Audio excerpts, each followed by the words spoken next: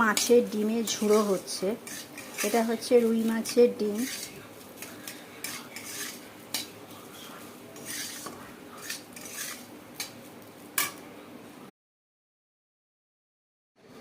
এই হলো রুই মাছের পেটি, বাজার থেকে কিনে এনেছে। সেটাকে আমি ধুয়ে নুন হলুদ মাখিয়ে রেখে দিয়েছি। এই দিয়ে আলু দিয়ে আমি পাতলা ঝোল করব আজকে।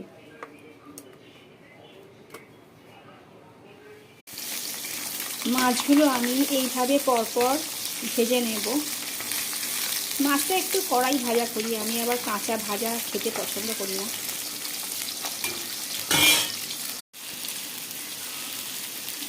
মাছ ভাজা হয়ে গেছে।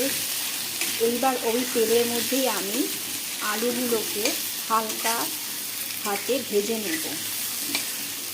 1 টিস্পুন সল্ট দিয়েছি আর 1/2 টিস্পুন দিয়েছি আমি হলুদ।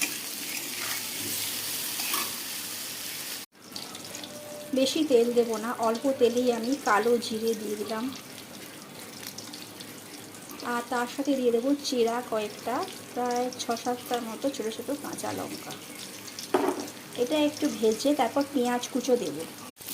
একটা মিডিয়াম সাইজের পেঁয়াজ কুচিয়ে নিয়েছি, সেটাকে নিয়ে আমি একটু ভাজা ভাজা হলে এখানে কোনো বাটা মশলা দেব না, সবটাই গুঁড়ো মশলা দেব।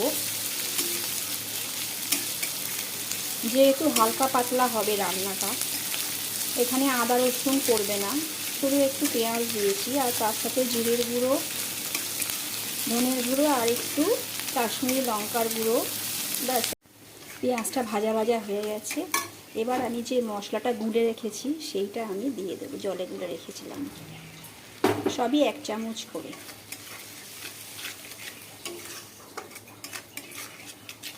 একটু নেড়ে আমি জল ঢেলে দেবো এর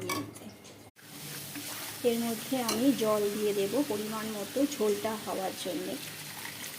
জলটা একটু বেশি দেব, প্রায় 1 মগের মতো, কেন পাতলা ঝোল হবে তো। তার সাথে দিয়ে দেবো ভাজা আলুগুলো। 15 মিনিট পর ঢাকাটা আমি খুলব,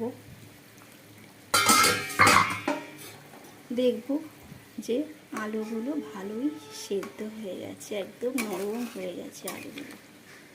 ঝোলটাও মোটামুটি ঠিক আছে, ফুটে উঠেছে।